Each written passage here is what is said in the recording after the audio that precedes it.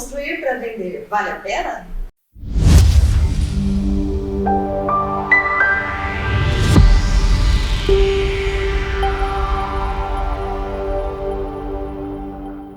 Fala, moçada, sejam bem-vindos ao TraçoCast. Eu sou o Diego Muniz, engenheiro do grupo Traço Duplo. Eu sou a Isabela Maliguete, arquiteta do grupo Traço Duplo. E no episódio de hoje nós vamos falar sobre construir para vender. Para isso trouxemos aqui o empresário e engenheiro civil de formação, Giuliano Ricci. Gil, obrigada por você ter aceito o nosso convite. Seja bem-vindo ao TraçoCast. Gil, seja bem-vindo e conta um pouco para nós da sua trajetória até aqui, como você começou lá atrás a construir para vender e até onde você está, e como que você está hoje. Bom, boa tarde. Eu, como vocês falaram, Giuliano, sou engenheiro civil de formação, me formei em 2005 e comecei a trabalhar em 2006. E nós saímos, eu acho que numa melhor época da engenharia. Melhor época para se conseguir emprego foi quando a engenharia estava crescendo e eu nunca quis trabalhar de funcionário. Só que eu também não sabia o que fazer, não sabia para onde ir. E com o tempo eu comecei a assinar projetos para alguns clientes. Tomei muito golpe, não recebimento. Você é contratado para fazer um serviço A e aí o cara tá te exigindo que você faça o A, B, C, D. E na hora de te pagar, por não ter feito, ele pega e não faz isso. Não quer nem pagar o A, né? Não paga nem o A. Não. E aí, 2007 mais ou menos, eu já via essa parte de construção. E para nós, com 20 e poucos anos, era uma questão de a chance de eu ganhar dinheiro. Junto com a chance de ganhar dinheiro e tomando esses golpes aí, eu falei, eu não faço nunca mais isso aqui na minha vida. Nunca mais. Até porque engenheiro não mexe com essa parte de projeto, para fazer, para valorizar e ganhar dinheiro, é mais arquiteto. E começamos a construir para vender em janeiro de 2008. Nós compramos um terreno no Rita Vieira, eu e o César, meu sócio, devendo. Nós pegamos dinheiro emprestado, devendo... Sei bem como que é. Devendo todo mundo, mas começando a construir. Então começamos a fazer 3 casas, mas com o objetivo de começar, terminar e ver o resultado disso. A partir do momento do resultado, a gente foi crescendo, foi só aplicando e protegendo sempre o negócio, sempre. Então, quando terminamos essas 3 casas, a gente girou em aproximadamente uns 8 meses. Então, a gente já começou mais 3, não devolveu o dinheiro, pagou o juro de mais um ano para poder crescer, estabilizar e comprando um terreno. Era uma época onde começou muito esse SPAC, financiamento Minha Casa Minha Vida, o imobiliário, lá no comecinho. E essas 3 casas que vocês fizeram, as primeiras 3 casas, elas eram casas de quantos metros quadrados? A casa de 60, 50 metros quadrados. O nosso carro-chefe sempre foi Minha Casa Minha Vida. Até hoje é. Então tem vários leques. Eu já construí no médio padrão. Alto nunca construí para vender. Construí, não sei nem se é alto padrão Minha Casa. Tive proposta, mas devido a um acordo familiar, patrimonial, depois de fazer 6 casas para minha esposa e vender as 6, na 7ª ela falou para mim, pelo amor de Deus, chega, eu não aguento mais. Então hoje eu moro nela, mas o carro-chefe nosso sempre foi Minha Casa Minha Vida, 50 metros quadrados, 48, 52. E até hoje, de 2008 para cá, são 15 anos, a gente estima mais ou menos uma construção de umas 700 casas. Que vocês já fizeram? Que nós fizemos. Com todos os problemas de começo, corrigindo tudo. E hoje a gente constrói aproximadamente umas 50 casas por ano. Certo. 50 casas por ano. E vocês constroem hoje, continuam construindo esse padrão Minha Casa Minha Vida, né? Continua. E essas casas, elas são feitas onde? Aqui em Campo Grande mesmo? A gente tem construções aqui em Campo Grande, mas hoje o nosso foco maior está em Sinop. Alguns motivos assim simples. Sinop é uma região muito próspera, muito próspera. Parece que nós estamos, hoje em Sinop, em 2023, parece que nós estamos vivendo Campo Grande 2008. Então tem uma liquidez de venda muito rápida, um giro de dinheiro grande. Uma procura grande. E junto com isso, é um pouco do meu estado de vida e financeiro hoje. Eu não quero mais trabalhar efetivamente no negócio. Então lá nós temos um engenheiro que formou com a gente também, amigo, ele hoje é nosso sócio. E aí ele toca a obra pra gente e faz. É muito esses dois motivos. Diminuir um pouco o ritmo em questão fisicamente, eu fisicamente estar na frente disso, junto com o lugar ser muito próspero. Mas Campo Grande eu ainda faço. Pouco, mas faço. E quando a gente fala numa casa padrão, Minha Casa Minha Vida, é um padrão popular, podemos dizer assim, padrão popular? É popular, coisa material simples, projeto simples, 2 quartos, sala, cozinha e banheiro, uma área de serviço.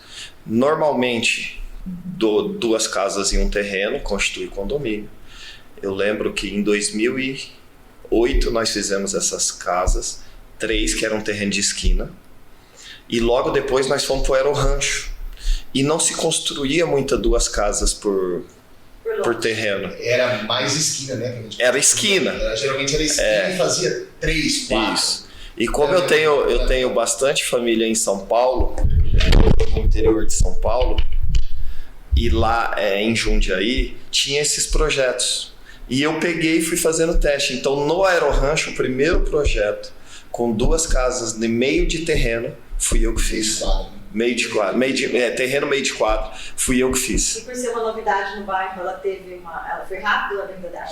A venda sempre foi muito rápida, porque tinha uma aceleração para conquistar a casa própria, uma facilidade de financiamento, e você cortar o terreno no meio e fazer uma casa barateava para a pessoa.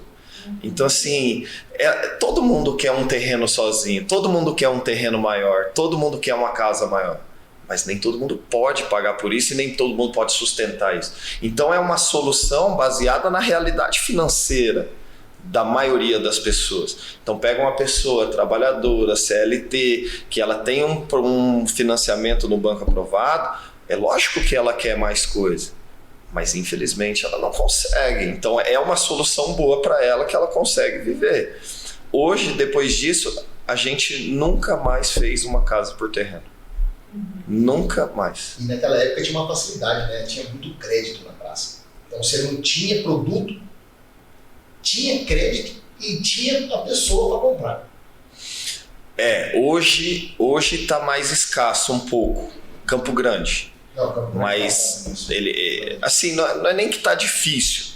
Ainda tem o mercado existe, óbvio que diminuiu a margem de lucro. Não é mais o Oceano Azul. Não. A gente navegava em mar calmo, mar tranquilo. Então a gente construía uma casa, um conjunto que a gente diz. 2 casas num terreno, 95 dias de construção. E tirava a documentação muito rápido e girava o dinheiro em 6 meses. 6 meses. Então em 1 ano você girava o dinheiro 2 vezes. E hoje em dia mudou esse prazo? Você ainda constrói a mesma coisa em 3 meses, 3 meses e meio, você falou? Em 6 meses você consegue tudo? A construção não mudou. A construção hoje eu acho que é até mais rápido. Você consegue, se você for pensar de 15 anos para cá, a quantidade de material que surgiu, a quantidade de métodos melhores que surgiram para construir, a construção hoje é até muito mais rápida. Mas documentação, questão de burocrática de prefeitura, está muito complicado. Um habite-se que saía muito rápido, questão de 15 dias, hoje para o cara ir visitar a obra para te dar o habite-se demora mais de 30. E o financiamento em si, né? Com essa troca de governo, sem entrar em política aqui, lado político, teve a troca do PT pro Bolsonaro, do PL, e agora voltou ao Lula, e ainda a gente está tentando entender como é que funciona, mas as políticas mudam, né? E essa política, tanto econômica quanto influencia diretamente na venda desse produto. nesse mercado. E o primeiro mercado que sente é a construção civil. É a construção civil. É a construção Esse civil. ano, que é o primeiro ano, né, do novo governo, vocês já sentiram alguma diferença? Ou ainda não, porque ainda não tem produto pronto desse ano? Então, nós temos produto pronto, a gente hoje em Sinop roda, o nosso calendário é diferente. Nosso calendário, como nós começamos em junho lá, então a gente conta o calendário nosso de junho a maio. A gente já tem, nós iniciamos uma nova etapa, então todo ano a gente inicia uma nova etapa com 50 casas em construção. Em Sinop, roda muito bem. Campo Grande está um pouco mais difícil. Por que está difícil?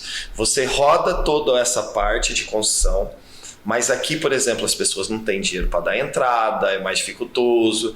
Nós, nessa época de 2008 que eu estou falando, a pessoa ela ganhava o benefício do governo e ela não precisava dar 20% de entrada. Hoje ela precisa dar 20% de entrada. Não dava nada. Não dava nada de Subsídio. entrada. Subsídio. Não, além de não dar nada, ela pegava subsídio. Hoje ela precisa dar uma entrada de 20%.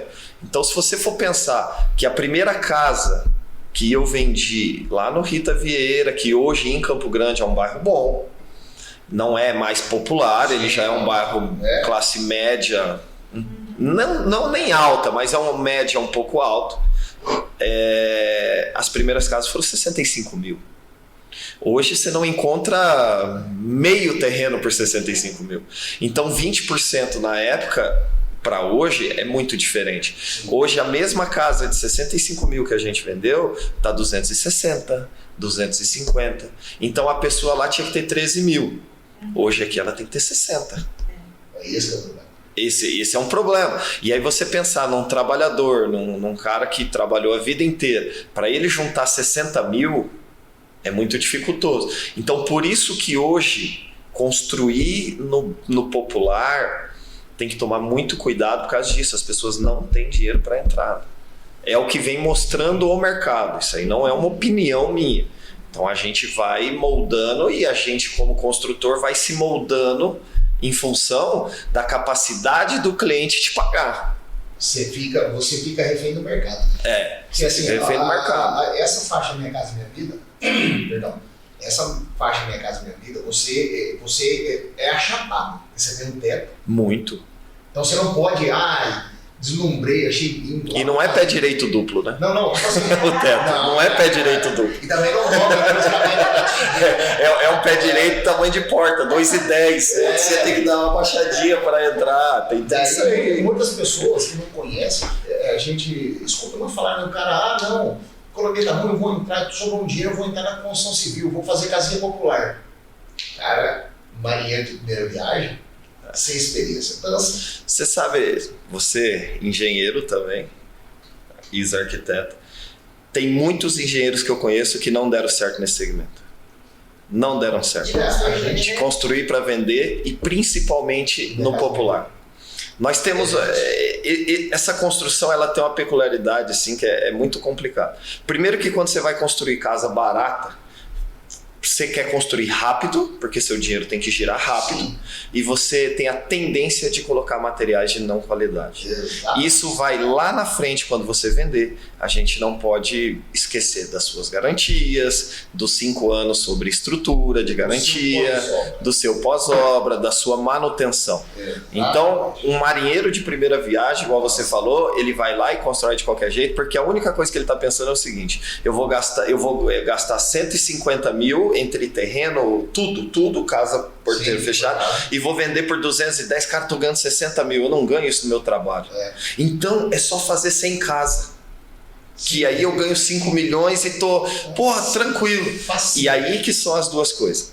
Primeiro, é construir de acordo com essa realidade, e segundo, quando você atinge volume, é muito complicado. É outra conversa. É muito complicado. Todo mundo que eu conheço que quer enveredar por esse caminho da construção civil, que quer fazer uma casa popular, eu oriento, primeira coisa, faz de cima para baixo. Quanto que é o valor do seu bairro que você está vendo? O valor de venda lá é 300 mil. Beleza, 300 mil. Então faz o seguinte, quanto que você quer ter de lucro? 30%? Já tira 30%. Né? Já sobrou 210. Isso. 210, você vai comprar quanto terreno? Você tem que ir fracionando, é o que você está falando. Sim, é como você se fosse vai na dividir. matemática, você vem fazendo conta por camada. Camada. Você traz. Mas quando a pessoa vai começar, isso é uma característica, e eu já vi muito, são 15 anos fazendo isso, a pessoa só olha o dinheiro. Não, O quanto eu vou ganhar. O lucro, né? O lucro. No final, não sabe. Porque ela já imagina o seguinte, ela não quer saber da casa. A casa é só um meio. Não quer. Ela quer saber o seguinte, eu vou fazer 50 casas, vou ganhar 3 milhões, nossa, tô rico, eu vou para Dubai, vou para não sei aonde, vou para isso. E na verdade, eu sempre brinco com as coisas e falo assim, o glamour de ter uma coisa acaba quando você tem ela. Sim, sim. Isso é fato. Então você olha, por exemplo, às vezes você vai olhar uma arquiteta e fala, nossa, que legal, eu queria ser ela, porque ela não sei o quê. Se você for acompanhar o bastidor, esquece. Não é glamouroso o bastidor. Não é fácil. Nenhum bastidor é. Não é fácil. E quando você vai tentar fazer volume e você em tudo na vida só ganha dinheiro com volume, aí te complica. Porque aí você tem que lidar com mais gente, Sim. você tem que lidar, saber negociar. Você tem que saber toda essa parte que vai te complicando. E o principal, você vai ter mais manutenção para dar. Mais cliente para tratar. Então, mais cliente para tratar. Que é um cliente complicado. Porque é um cliente que ele está vindo de uma condição assim, pô, meu primeiro imóvel, é um sonho da minha vida, da minha casa. Qualquer coisinha, ele acha não, ele tem o direito, né? Mas ele vai te acionar. Eu não vejo, eu acho que existe duas coisas aí. Eu também vou fazer um meia-culpa porque a gente precisa entender esse lado aí. Quando a gente está começando, então eu vou falar do Gil lá de 2008. Não, vamos, faz, vamos, tal, não sei o quê, e eu quero rápido. Eu também fui esse cara que olhei o lucro, eu também me deslumbrei, 20 e poucos anos, tudo é legal. E você vai fazer isso. Então a gente também comete muitos erros. Hoje, com 40, 15 anos de mercado, tem erro que eu prefiro gastar antes do que gastar depois. Você já está escolado. Então hoje, por exemplo, em casa popular, que nós estamos falando, eu coloco os porcelanatos, que são as réplicas de porcelanato que tem no mercado hoje. Cerâmicas que, por ser retificado e um pouquinho mais grosso... Se você virar e olhar o outro lado, é marrom. É isso. Só que já é uma melhora de qualidade para aquele padrão. Porque se você for pensar numa cerâmica que custa R$10, que ainda existe, Sim. e aí é muito complicado, quando molha tem a mancha d'água, tem tudo isso aí, e é coisa que na época você, quando está começando, fala, vamos, eu só preciso ganhar dinheiro, eu não quero saber de construção. O máximo. Aí depois que você aprende, você fala, não, eu vou colocar isso porque isso vai me economizar lá na frente. Exato. Dor de cabeça, encheção de saco. Então assim, no começo você economiza até uns ferros. E aí você começa a entender que não é assim. Então, via de regra, o que eu percebi ao longo desse caminho é as pessoas que continuam e têm sucesso são as pessoas que vão se moldando a parar de ter esses problemas. As que ainda são teimosas e não se preocupam com isso, elas morrem na praia, porque os problemas vão crescendo e vai virando uma bola de neve que vai engolir o cara. E a gente, ao longo do tempo, foi ajeitando isso. Não, e o lucro que o cara tem numa casinha dessa, muitas vezes fica de advogado para o cara bancar depois. Cara, você sabe que ao longo de todo o processo, de todas essas casas, nós tivemos dois processos. Que, assim, voltei em muita casa para dar manutenção com a minha equipe. A pessoa Qual liga... que é o maior tipo de manutenção que essas casas dão? No começo, era mais em relação a material. Mais em relação assim, a uma torneira que estragou, isso por comprar um produto de má qualidade. Quando você corrige isso, você vai para o problema, o único que sobra, que é o, entre aspas, o estrutural. Para gente que é engenheiro e sabe disso, um tempo de cura de cimento é 90 dias. Cura total, que ele atinge resistência. Então ele ganha em 7, 28, se eu não me engano. 7, 14, 28. 21. E depois 90 lá quando ele atinge tal. Mas daí lá na frente ele já é... E qual, 14, isso. E qual que é o problema?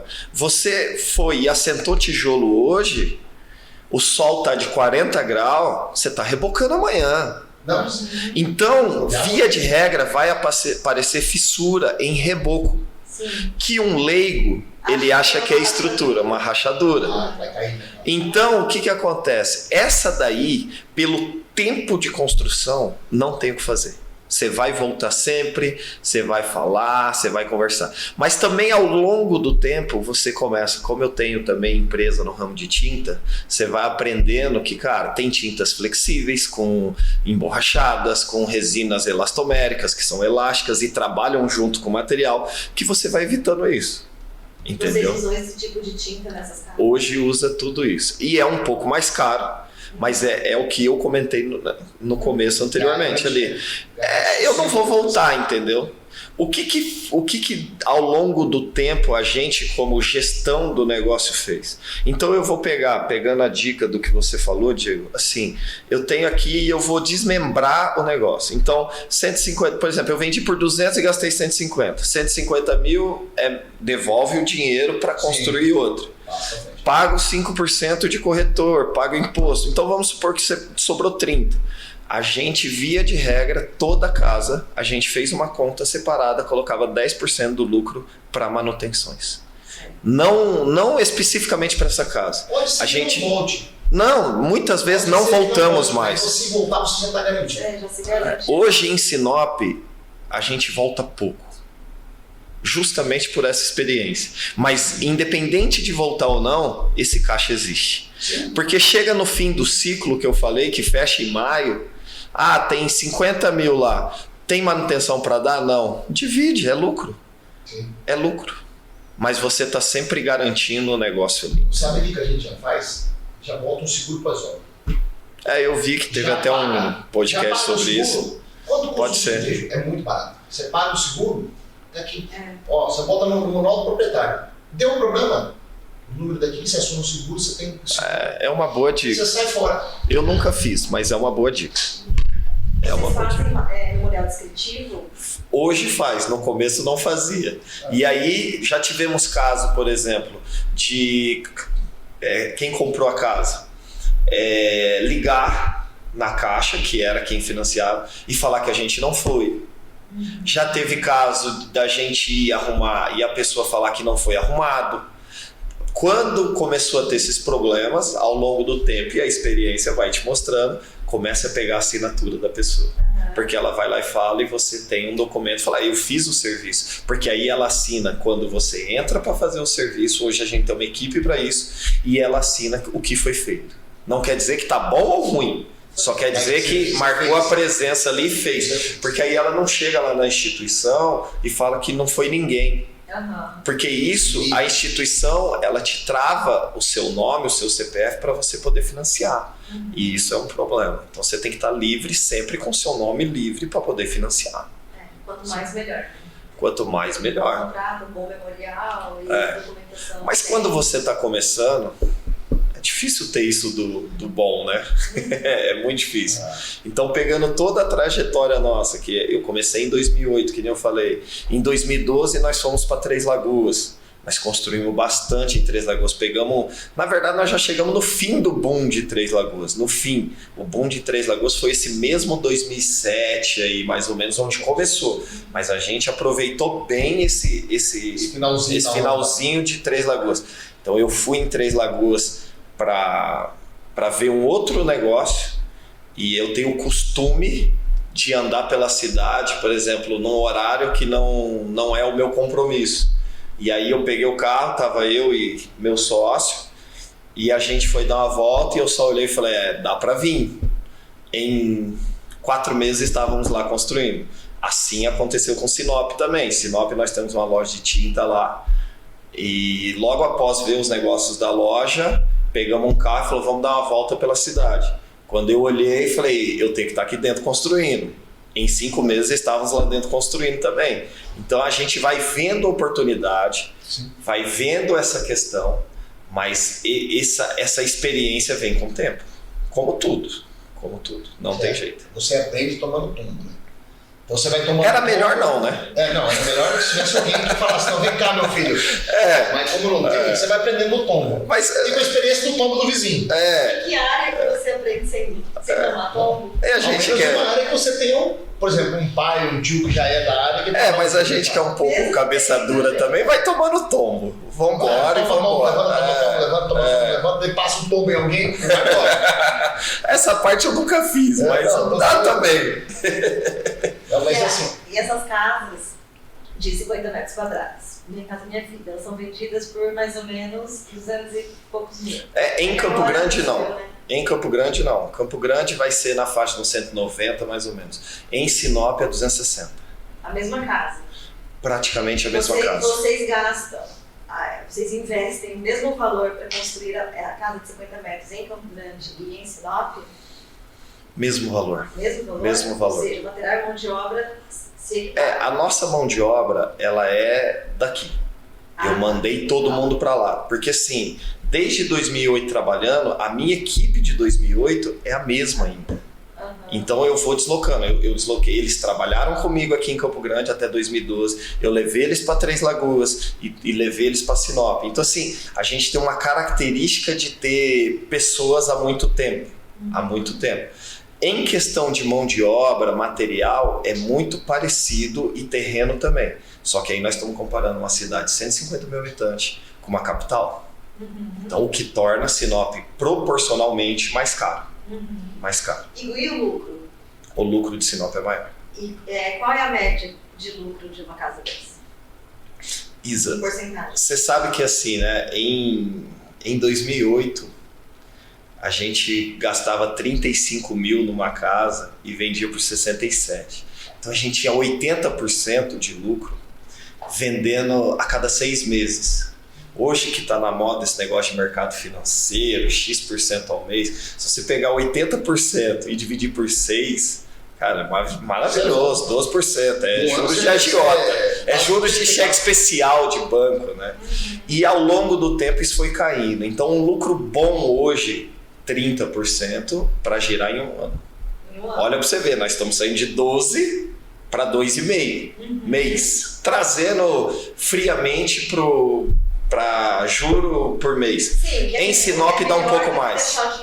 Em Sinop hoje pra gente dá uns 50%. Mais ou menos 50%. É uma cidade menor, tem mais dinheiro, é mais voltado para o agro, né? Então se o agro, agro puro, né? Se o agro estiver bem lá, movimenta. Campo Grande, por ser capital, não vive única e exclusivamente do agro, né? Influencia muito aqui também, mas não é igual uma cidade interior dessa, que é pequena, que foi criada. Não, é diferente. É diferente. Porque Campo Grande, assim como Cuiabá, assim como São Paulo, ele vai pegar dinheiro de tudo. Exato. Porque os poderes estão aqui, né? Sim, então sim. O ICMS e a arrecada vai ser aqui. Naturalmente, nós como capital vamos aproveitar mais. Vamos aproveitar mais esse dinheiro. Mas não é uma coisa exclusiva. Não é vem daqui, vai ter que atingir mais gente também, vai ter que ajudar mais gente também. O PIB menor, né? O PIB da capital é menor que uma cidade dessa. Né? Mas a média de lucro, igual você estava falando, hoje é mais ou menos 30%. E tá ótimo. Tá ótimo. Vamos falar um pouquinho de projeto, né? O que se usa nesse tipo de casa? Vai laje? Com laje ou sem laje? Então, eu acho assim, Campo Grande tem um nível de exigência que mesmo casa popular tem que ter laje. Certo. Se não tiver laje, vai ficar um pouquinho mais difícil de vender. E isso vai apertando o seu lucro, porque você colocar uma laje versus um forro de gesso, ele vai dar uma diferença aí de uns 7, 8 mil. Isso é custo. Isso é custo. A laje é mais segura, hipoteticamente, querendo ou não é. Mas eu prefiro construir com. Certo. Mas nem sempre vai acontecer. Justamente por isso que eu estou te falando. Igual nós conversamos no começo, a gente se molda à realidade. Se eu vou para um bairro hoje muito mais per capita, pobre, não dá para pôr. Não dá para pôr. A pessoa quer, ela fica brava. Porque, mas como que eu vou comprar isso aqui? Mas no fim das contas ela vai comprar, porque é o que a renda dela consegue comprar. Mas em questão de projeto, por preferência, se for perguntar a minha preferência, eu prefiro colocar. E os telhados são com inclinação, telha cerâmica ou platibando, telha... Aí não muda muita coisa, entendeu? Em relação a custo. Muda em questão estética. É outra coisa que eu prefiro. Eu prefiro um telhado aparente com inclinação. Com certeza. Além de esteticamente ser mais bonito, Nessas casas pequenas fica mais bonito. nós temos um problema de carga. Cara, E aí é um outro problema Que você vai evitando pós-obra. pós-obra. Exato. Porque você... Você vai tirando a árvore, aí um monte de folha, entupiu a cara Não, e é a pessoa. e hoje nós temos um problema também climático, né? Se você for pensar que passa 2 meses sem chover e de repente cai a água de 2 meses em 40 minutos, tá tudo muito bem dimensionado, porém vai vazar. Vai vazar, vai cair no gesso dele ou na laje dele, vai molhar o móvel dele. Esse cara com razão vai ficar maluco da vida. E ele quer descontar em alguém. E se você chegar para ele ali na raiva dele e explicar para ele que calma, espera secar, nós vamos dar manutenção, né? Ele não quer entender. E a gente com o tempo vai entendendo que é assim. Então eu prefiro telhado aparente com inclinação. É melhor alagar lá o quintal dele do que cair água ali. E o piso, você já falou que vocês não usam piso cerâmico. É o falso porcelanato, É o falso né? porcelanato. Esteticamente mais bonito. E dá já menos falando problema. de que formato? 52 por 52, né? Mais ou menos. Sim, já é um formato grande até do Grande. formato popular. Grande. E, É mais rápido até a execução do serviço. com certeza. É mais rápido. E pedra? As bancadas de banheiro e cozinha. Você sabe que... Banheiro tem bancada ou é pia de coluna? Então, a gente sempre vai mudando isso. Eu também prefiro uma bancada de granito. Mas é R$300 a mais. Ok, mas ela vai te dar muito menos problema. Por quê? Tem algum problema ser a coluna, a bacia ali? Para mim, nenhum. Mas o parafuso um dia vai afrouxar. O pessoal, assim, sem discriminação, ele não tem muito cuidado com as coisas. O zelo dele é diferente. Então ele vai escorar de um jeito, vai escorar assim, vai fazer assim, e o parafuso vai afrouxando. Isso não se aguentar um ano, tá ótimo. E aí você tem que voltar muitas vezes lá só para apertar um parafuso. Então eu prefiro colocar essa bancada, porque aí não tem erro. E essa bancada é granito? Granito, aí você pode pôr o granito o mais barato, que é o corumbá, Sim. eu não sei nem os nomes direito, andorinha, vai nessa linha, é muito melhor. É igual a pia da cozinha. A pia da cozinha, por exemplo, tem aquelas pias de marmorite. E além de eu achar feia, ela é frágil. Então, às vezes, ou a gente põe a de inox, que aí é um pouco melhor, e se puder, eu prefiro o granito também. Certo. Eu prefiro. Mas aí já fica um pouco mais caro. E são coisas que você não consegue repassar para o cliente. Não adianta você querer, por exemplo, numa casa dessa, falar assim, eu vou colocar uma janela assim, assim, assado, tal, porque vai valorizar a casa. Ok, vai valorizar. Mas quem está comprando não pode pagar. Ela não consegue. E não é um defeito dela. Ela só não consegue. Na verdade, são melhorias que você vai fazer na casa que não vai agregar valor para você, vai na verdade diminuir o seu lucro, né? Acaba virando custo. Fica mais rápido a venda porque talvez ela seja uma casa mais atrativa. Isa, eu não entendo muito isso. Nessa visão nossa, seria isso. Na visão de negócio.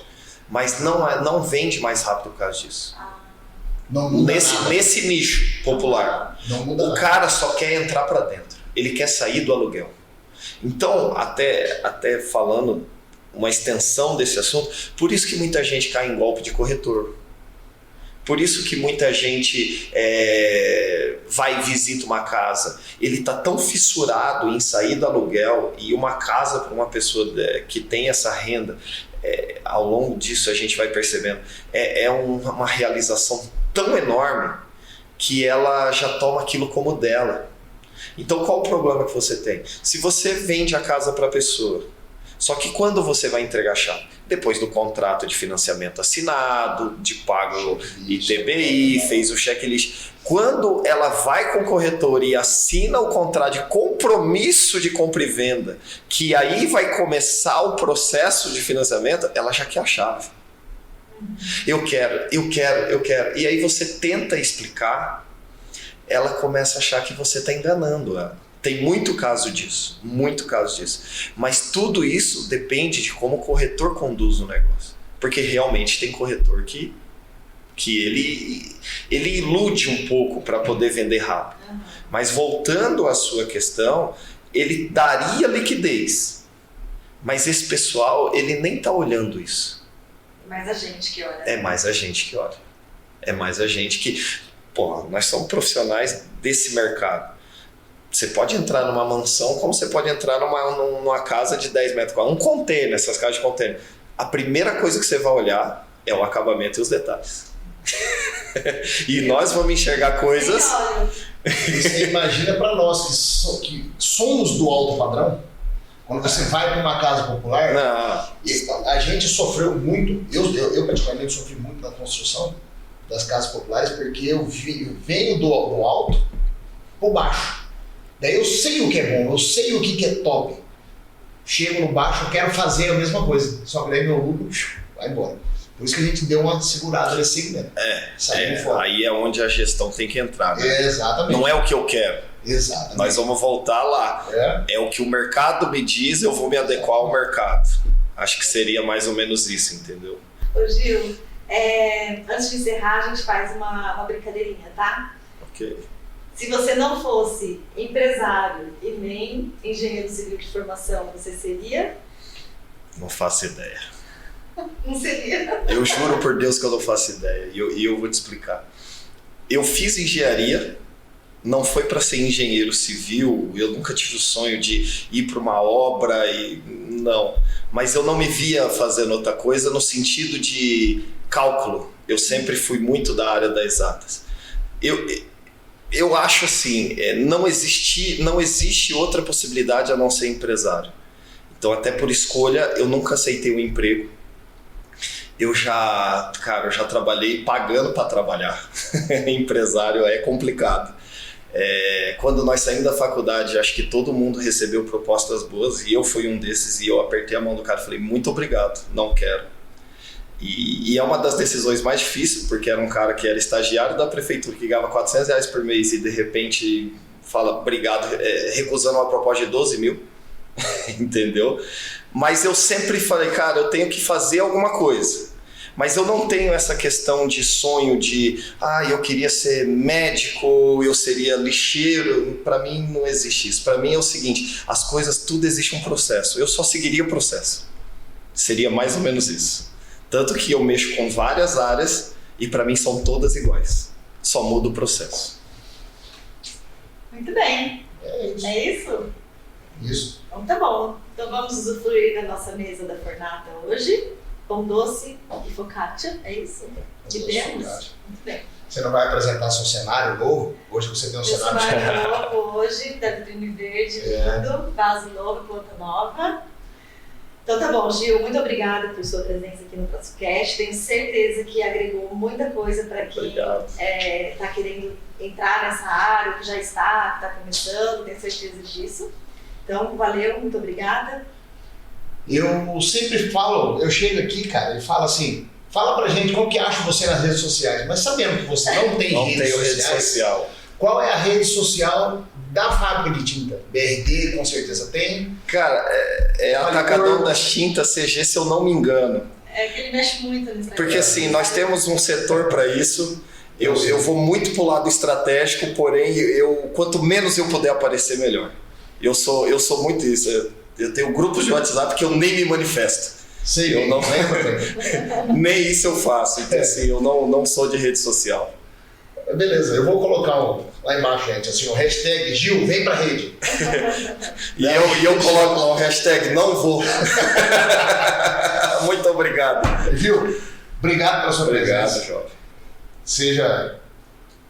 Que tomara que venha mais vezes, né? Você quanto o César, chamar, eu tô aqui. a próxima, vamos ver se o César Anima a aparecer. Vamos fazer. Então tá Muita bom, coisa. gente. Muito obrigada e até a próxima. Tchau.